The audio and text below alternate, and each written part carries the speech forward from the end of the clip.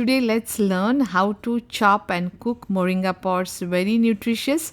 So you just chop towards the end and then don't cut it all the way through, just 75 to 80%, and then just peel it off. So that way the skin is removed.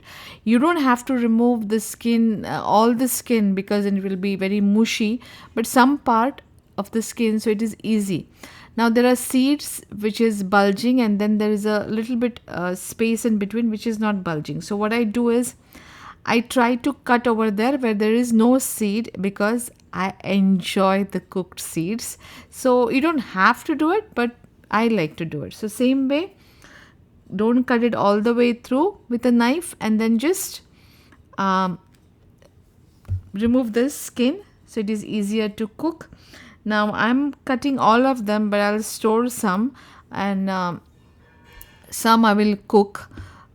So this is the way you do it, and I have another video of how to store moringa pods, which I'm going to attach to this. So wash them thoroughly. You can wash before cutting also.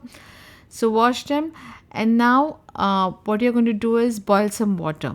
Once the water is boiling, you add moringa pods to it, and then let it salt. I was looking at the camera and adding salt, and it just sprinkled everywhere. So after 2 to 3 minutes, add some salt. And then I won't tell you the time. When it takes about 7 to 8 minutes, but if they are not tender, it will take more time. So don't follow the time which I am telling you. So what you're going to do is you're going to just see if you can press it very easily, or taste the seed if it's cooked. We are going to again cook it in the curry, so then you will get an idea that it's cooked. It will start changing the color, and you will see that it's getting a little bit softer, and that is the time you can check. But usually, like, maximum 7 to 8 minutes it takes. But if they're not tender, some are very big, then it will take more time. So this is the best way to check.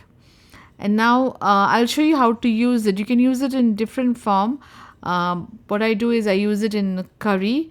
So just do all the nice seasoning, and then add the moringa pods which are already cooked. So now we are just going to cook it in spices for about 4 to 5 minutes. So they're going to absorb all the spices, and then you are ready to eat. You can eat it in a different way.